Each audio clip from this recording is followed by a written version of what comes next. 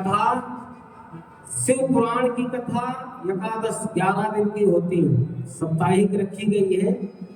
और आज 4 ज्योतिर्लिंगों का दर्शन करते हुए हम लोग पहले तालाब से फिर बाबा बैजनाथ धाम जाएंगे, फिर बाबा विश्वनाथ की मुक्ति की नगरी और नासिक त्र्यंबकेश्वर का भी हम लोग दर्शन करेंगे। गोमती गंगा में गौतमी गंगा है, उनका नाम गोमती गंगा है, इसलिए वहां पर ब्रह्म मुख से निकली है, उनका भी स्नान करेंगे। इसलिए हम लोग केदारनाथ की यात्रा करते हैं। सबसे कठिन यात्रा बाबा की है, लेकिन फिर भी भक्त वहां पर बड़ी श्रद्धा से। अब तो तमाम सुविधाएं हो गई, पहले सुविधा नहीं थी। तब लोग तीर्थ यात्रा जाते थे तो घर के, गांव के, नगर के लोग उनको विदा करके आते थे कि ये धाम जा रहे हैं, पता नहीं फिर वापसी हो ना हो, कुछ पता नहीं। इसलिए केदारनाथ में पांडवों ने जब स्वर्ग की यात्रा की, स्वर्ग जा रहे थे। स्वर्ग कहां से जाते हैं? केदारनाथ की मार्ग से ही स्वर्ग की यात्रा को सिद्ध किया, वही मार्ग स्वर्ग का था। कहते हैं कि स्वर्ग में एक व्यक्ति था जिसने संसार में स्वर्ग में से ही बांधना चाहा। तो कौन था? रावण।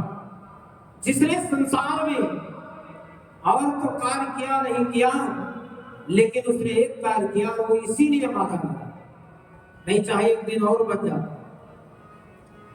उसने सारे मार्ग को बंद करके, ये नहीं कि पिताजी बैठे हैं और पुत्र चला जाए, दादाजी बैठे हैं और नाती पोता चला जाए, ऐसा नहीं। उसने कहा सीरियल वाइज सबको समय पूरा करके तब स्वर्ग में जाना। स्वर्ग में सीढ़ी लगा है। भगवान ने कहा सृष्टि के नियमों के विपरीत है, क्योंकि यहाँ तो नर्क में जाने का मार्ग पता है, फिर भी आदमी को भय नहीं लगता है। अब जिस दिन पता लग जाएगा कि कुछ नहीं करना, फिर भी स्वर्ग में जाना है, तो आदमी तो कुछ करेगा ही नहीं। इसलिए भगवान ने कहा रावण की उल्टी नीति, इसलिए उसने कहा थोड़ा सा समय बचा था, क्योंकि स्वर्ग में सीढ़ी पूरी हो चुकी थी, थोड़ा सा बचा था। उसने कहा कल कर दूंगा। भगवान ने कहा कल किसी का होता नहीं, ना जाने किस गली में जिंदगी का शाम हो, किसी को नहीं पता है कब आते जाते। भाई हम यहां से चले और रास्ते में कुछ हो जाए, क्या पता। इसलिए बड़ी मुश्किल है कि किसी की मुलाकात हो और फिर भगवान की कृपा के बिना उसका आपका दर्शन हो। कोई गारंटी दे सकता है कि हम जा रहे हैं फिर वापस आएंगे? कोई भगवान कृष्ण तो है नहीं, वो भी कह के चले गए फिर दोबारा आएंगे। जिस मार्ग से गए उस मार्ग से वापस दोबारा नहीं आए, कह के परसों गए बीत वर्षों गए, मन के मितवा मदद मोहा। एक बार कह के चले गए तो दोबारा भगवान बोल के उस मार्ग पर नहीं है। इसलिए संसार में इस जीवन का एक क्षण का किसी का भरोसा नहीं है।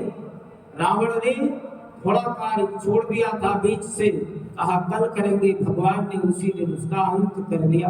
मरते समय उसने लक्ष्मण को बहुत अच्छी शिक्षा दिया। लखनलाल उसके सिरहाने खड़े, उसने डांट कर भगा दिया। राम जी से जाकर कहने लगे कि प्रभु मैं तो गया था शिक्षा लेने के लिए, उस दुष्ट ब्राह्मण ने मुझे डांट कर वहां से भगा दिया। कहा कहाँ खड़े थे? कहा सिर के तरफ, कहा पैरों के तरफ खड़े। ब्राह्मण है, ज्ञानी है, विद्वान है और भगवान का परम भक्त है, और ऐसा भक्त है कि जिसके लिए गोविंद को संसार में आना, जिसके लिए मुझे खुद आना पड़ा, वो कोई साधारण व्यक्ति नहीं है। इसलिए उसको प्रणाम करना, शिक्षा लेना, जाओ पैरों की तरफ खड़े हो, पहले प्रणाम करो फिर शिक्षा लो। तब वहां पर उसने कहा था कि काल करे सो आज का, राज करे सो अब पल में परलय हो बहुत करो। कल किसने देखा? बस वही गाते रहोगे, जाने के बाद केवल यादें रह जाएंगी, बाकी कुछ नहीं रहेगा। जाने के बाद क्या रहता है? लोग कहते हैं पुरानी बातें याद आ रही है, याद आ रहा है वो गुजरा हुआ जमाना। हमें यादों की तरह वो सताएगा, लेकिन हम कुछ कर नहीं सकते हैं। इसलिए जीवन में जो कुछ करना है चलते फिरते कर लेना चाहिए। किसने देखा है कि बुढ़ापा आएगा भगवान के सानिध्य जाएंगे और भजन करेंगे? बुढ़ापा आएगा नहीं आएगा ये कुछ नहीं पता है किसी को। इसलिए जो कुछ करना है जवानी में कर लो। बुढ़ापा किसने देखा है? कब आएगा? जवानी में जो हो जाए वही सब कुछ ठीक है, क्योंकि इसलिए जवानी में जो कुछ हो जाए उसी को कर लेना चाहिए। बुढ़ापे के इंतजार में नहीं रहना चाहिए। हमारे यहाँ बहुत कुछ तो हम लोगों ने देखा, कोविड जैसी ऐसी बीमारियां देखा कि बूढ़े लोग बैठे रहे, जवान चले गए। तो क्या पता है कि जीवन में हम कुछ कर पाए न कर पाए। इसलिए जो करना है सदा अपने चलते फिरते शरीर से कर लेना चाहिए। आनंद लीजिए, भगवान के नाम का भी आनंद है। आनंद कोई मस्ती का एक नहीं है, भगवान के नाम का भी आनंद है। संसार में जो भगवान के सानिध्य में लग गया, जो भगवान के शरण में आ गया, फकीरी में लग गया, सबसे बड़ा आनंद उसको है।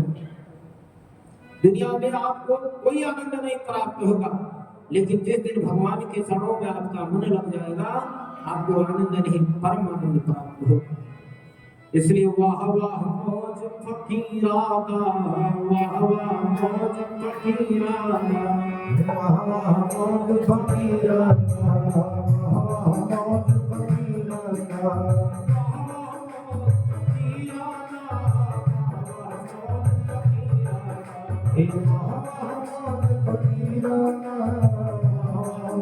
फकीरा का, दुनिया का आनंद आपको प्राप्त नहीं होगा, लेकिन अमीरी का तो अनुभव आप कर सकते हैं। जब आप हर प्रकार से संतुष्ट रहेंगे, खुशी रहेंगे, प्रसन्न रहेंगे, तब आपको जीवन में वो आनंद प्राप्त हो सकता है। लेकिन परम आनंद भगवान के चरण में ही प्राप्त हो सकता है। इसलिए जो सुख मिले है राम भजन में, वह सुख नाही अमीरी में मन लागो हमार फकीरी। भगवान के सानिध्य में जो कुछ प्राप्त होगा, संसार में किसी को कुछ प्राप्त हो नहीं सकता। इसलिए अर्जुन ने, पांडवों ने, धर्मराज, युधिष्ठिर, नकुल, सहदेव सभी ने राज किया, और राज से उनको, राज से वो भंग होगा, उन्होंने वैराग्य होगा, राज से ही वैराग्य होगा। अगर आपको जीवन में सारा सुख समृद्धि नहीं प्रदान होगा तो आपका मन भी उसी प्रकार रहेगा कि हमको जीवन में कुछ प्राप्त नहीं होगा। हमारा जीवन में भक्ति में मन नहीं लगा, हमने ये नहीं किया। लेकिन जब सब कुछ वैभव प्राप्त हो जाएगा तो अंत में केवल भगवान का ही मार्ग आपको दिखेगा। इसलिए सभी चीजों का आनंद लेना चाहिए, लेकिन जीवन में जो परम आनंद प्राप्त करने वाला है वह केवल परमात्मा का। दूसरा संसार में आपको कुछ नहीं दे सकता। आप कुछ भी कर लें, कुछ भी प्राप्त कर लें, पर आपके साथ कुछ जाने वाला नहीं है। जाने वाला क्या है? आपने जो अपने जीवन में सत्कर्म किया है, अच्छे काम किया है, भगवान का नाम संकीर्तन किया है, गुणान वादन का किया है, वही आपके साथ जाएगा। इसलिए जैसी करनी वैसी भरनी। कर्म के आधार पर परमात्मा फल की प्राप्ति करता है। आपने सोच लिया कि हमने ये कार्य करना है, वो कार्य आप कर नहीं सकते हैं, क्योंकि भगवान का कार्य हमें करना है, लेकिन ठाकुर जी की इच्छा से। अगर भगवान ने चाहा तो ये कार्य हमको करना है, तो कुछ आपका संघर्ष है, मेहनत है, और भगवान की कृपा है। पांडव स्वर्ग को सिधार गए, क्योंकि उन्होंने राज वैभव जो कुछ था, उन्होंने कहा परीक्षित अपने पुत्र को दे दिया, और उन्होंने कहा राज से मन भर गया। इसी राज के लिए मैंने अपने इतने परिवार परिजनों का वध कर डाला, अपने पूरे कुरुवंश को विनाश कर दिया, तमाम सेनाएं मारी गई। इस राज्य का क्या कार्य? इस राज्य से मुझे क्या प्राप्त हो? जिस राज के लिए मैंने इतना बड़ा संघर्ष किया, भगवान ने कहा अपने राज के लिए, आपने सत्य के लिए युद्ध किया है, धर्म को स्थापित करने के लिए, सत्य को स्थापित करने के लिए इतना बड़ा कार्य आपने किया है। उन्होंने कहा भगवान अब मेरा मन वैराग्य में लग गया है, इसलिए मुझे इस हस्तिनापुर से कुछ लेना देना नहीं है। उन्होंने वहां से यात्रा आरंभ की और जाकर बद्रिका आश्रम पहुंच गए। बद्रिका आश्रम में उन्होंने बहुत दिनों तक तपस्या किया। तपस्या करते करते वहीं पर भगवान शंकर ने किसकी तपस्या किया? महादेव की तपस्या, भगवान भोलेनाथ की तपस्या की। जाय जपो शंकर सुखनाम। वहीं पर देवर्षि नारद ने तपस्या किया था और उसी तपस्या से उनको भी अहंकार हो गया। वहीं पर भगवान ने कामदेव को भस्म किया। उसी केदार घाटी में एक गुफा में भगवान बैठकर तपस्या कर रहे थे और वहीं पर कामदेव गया और उसको भगवान ने विवाह के लिए प्रेरित किया और भगवान ने उसको जैसे पुष्पों का बाण चलाया, जब सिद्धि सब नैन उभारा, जुड़ते काम भयो कामदेव वही भस्म हो गया। कुछ काल बाद वहीं पर देव ऋषि नारद जी जाकर उसी स्थान पर तपस्या की। जो भगवान ने तपस्या किया वो स्थान वरदानी हो गया। हाँ, यहाँ पर जो तपस्या करेगा उसको मोह माया योग काम कुछ नहीं व्याप सकता है। देव ऋषि नारद ने वहीं पर जाकर तपस्या किया। कुछ दिन तपस्या करने के बाद देव ऋषि नारद वहां से चले। वर्षों तपस्या किया, उनको कोई माया नहीं व्यापी। तो उन्होंने ब्रह्मा से कहा कि मैंने तपस्या करके सर्वस्व प्राप्त किया। भगवान ने तपस्या किया लेकिन तपस्या करके केवल काम को जीता, क्रोध को नहीं जीत पाया, इसीलिए उन्होंने कामदेव को भस्म कर दिया। और ना मुझे काम उत्पन्न हुआ और ना भगवान मुझे क्रोध आया। ब्रह्मा जी ने कहा ये बात भगवान विष्णु से मत कहना। कहा क्यों नहीं कहूंगा? क्योंकि वो वरदानी स्थान है, जिस स्थान पर आपने तपस्या करके विजय प्राप्त किया है वहां पर भगवान शंकर ने बहुत पूर्व काल पहले तपस्या किया था, इसलिए जाकर कहना नहीं। पर अपनी व्यथा को और वो भी देव ऋषि नारद किसी से ना कहे।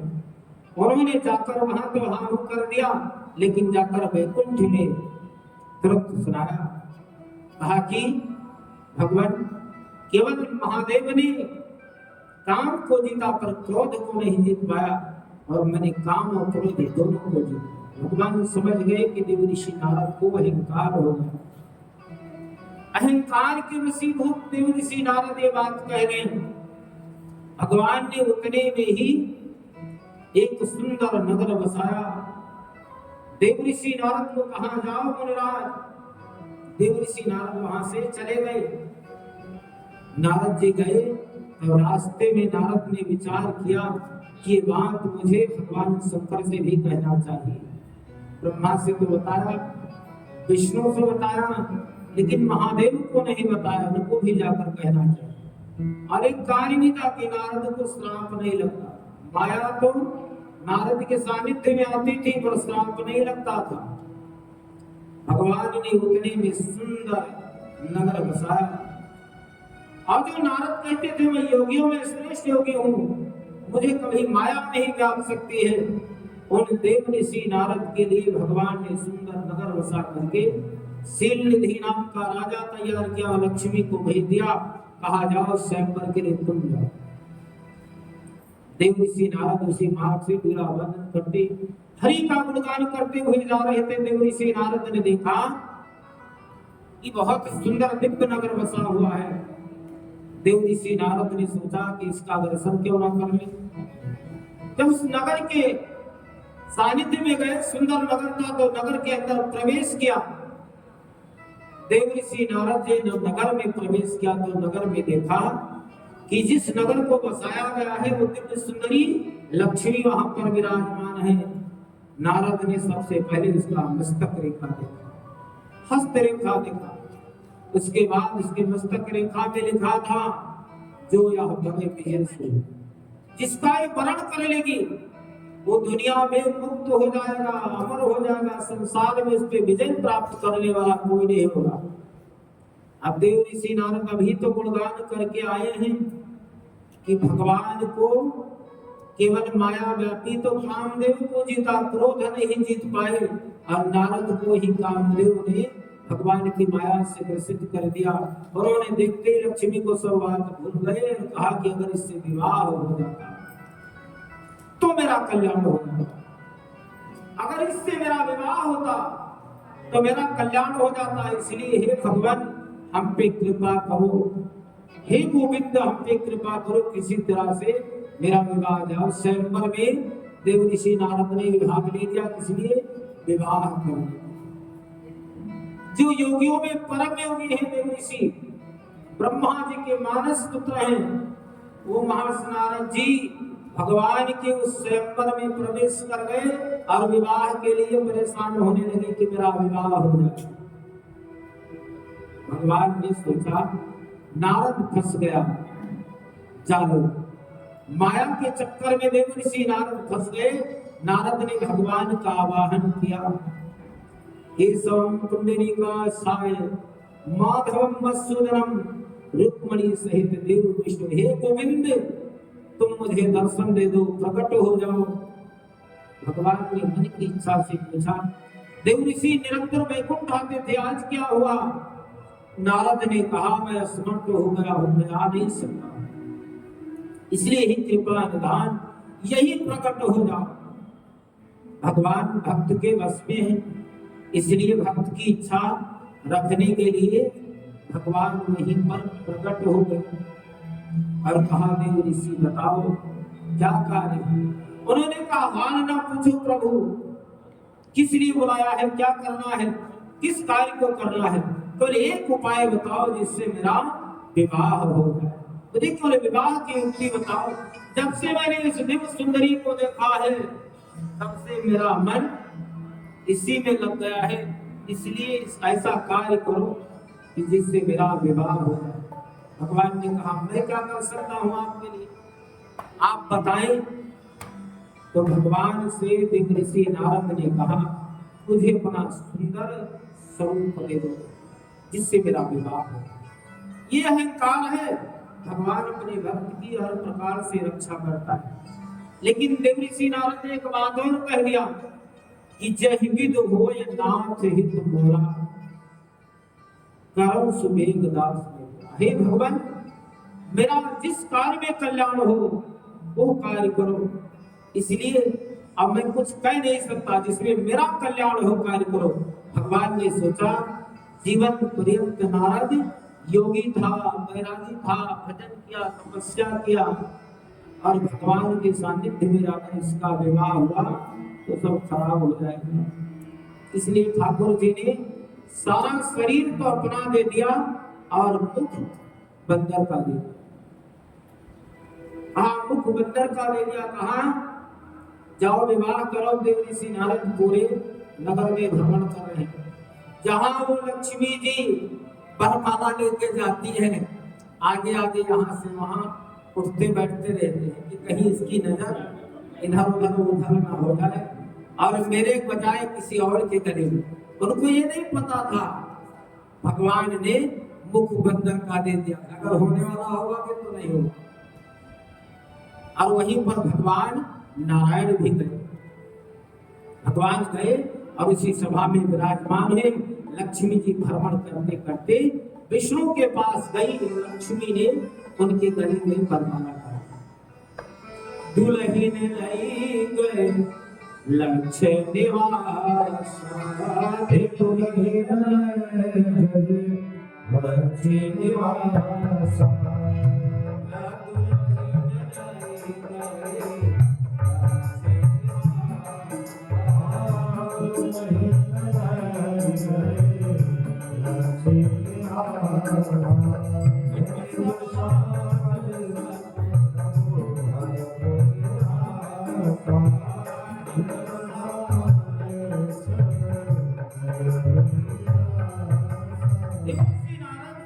उसी सभा में थे और लक्ष्मी ने नारायण के गले में माला डाला और भगवान ने हाथ पकड़ा, लक्ष्मी को लेकर चल गए। वहीं पर भगवान के दो पार्षद थे, जय और विजय। उन्होंने कहा देव ऋषि जाकर देखो, भगवान ने तुम्हें अजीब सुंदर रूप दिया है, अगर शीशा नहीं है तो पानी में जाकर मुख देखो अपना। जब उन्होंने देखा कि मुख तो बंदर का दे दिया है, शरीर अपना दे दिया, तुरंत क्रोध आया। तो सबसे पहले जिसने हंसा था उसको श्राप दिया, काम वो ही हंस फल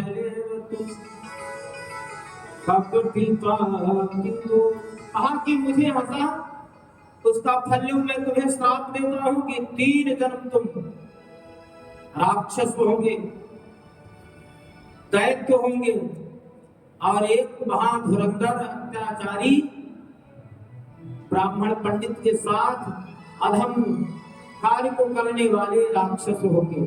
तीनों काल का श्राप नारद ने उनको दिया और कहा अच्छा लगेगा तो किसी महात्मा को फिर हंसना। लेकिन गुस्सा शांत नहीं हुआ, क्योंकि नारद का उपहास हुआ था। नारद की वहां पर हंसी लोगों ने किया, मस्करी किया, इसलिए मन में पीड़ा थी। इसलिए कहा देहो श्राप या मरी हो जाए। कहा या तो भगवान को श्राप दे दूंगा या तो अपने प्राण त्याग दूंगा। देहम श्राप या मरी हम जाई, जगत मोर उपहास कराई। कहा या तो भगवान को श्राप दे दूंगा या तो अपने प्राण को त्याग दूंगा। मैं इतनी लज्जा, इतनी जिल्लत जीकर और मैं जीवित नहीं रह सकता। भगवान भक्त की रक्षा करते हैं। उन्होंने कहा नहीं, भक्त को कुछ होना नहीं चाहिए। भगवान वहीं प्रकट हो गए। नारद को क्रोध थी, इसलिए नारद ने श्राप दिया, कहा जो मुझे बंदर का आपने मुख दिया है करे की सहायता। जैसे विरह में पत्नी के नारी के मैं दर दर भटक रहा हूँ, एक दिन 14 वर्षों के लिए आप आएंगे, इसी धरा धाम पे आपको भटकना पड़ेगा। तब जो मुख मुझे आपने बंदर का दिया है करे की सहाय तुम्हारी, यही बंदर तुम्हारी सहायता करेंगे। भगवान मुस्कुराते मुस्कुराते भक्त के साथ को स्वीकार करेंगे। बाद में जब माया समाप्त हुई, माया समाप्त होने के बाद देवऋषि नारद को खेद हुआ कि मैंने भगवान को श्राप दिया। कहा किसको श्राप दिया? मैंने अपने इष्ट देवता आराध्य को श्राप दिया, जिन्होंने मेरी धर्म की और मेरी लज्जा रखी। कुछ दिनों बाद भगवान के उस धाम पर गए। कहा प्रभु जब से आपको मैंने श्राप दिया है तब से मेरे मन को विश्राम नहीं मिला है, मन को शांति नहीं मिला है। तब भगवान ने कहा इसी पावन केदार भूमि में जाए जो तुम शंकर सपना, वही महादेव का भजन करो, शिव नाम उच्चारण करो। महादेव का भजन करते करते अंतःकरण के देवऋषि नारद आपके मन को विश्राम प्राप्त होगा।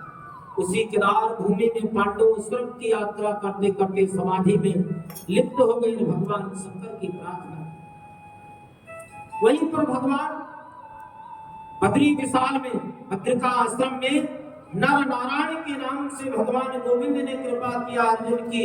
वहीं पर नर नारायण के रूप में विराजमान हो गए भद्रिका आश्रम में, और भगवान ने तपस्या से प्रसन्न होकर महिष मतलब भैंसे के रूप में पांडवों को दर्शन दिया।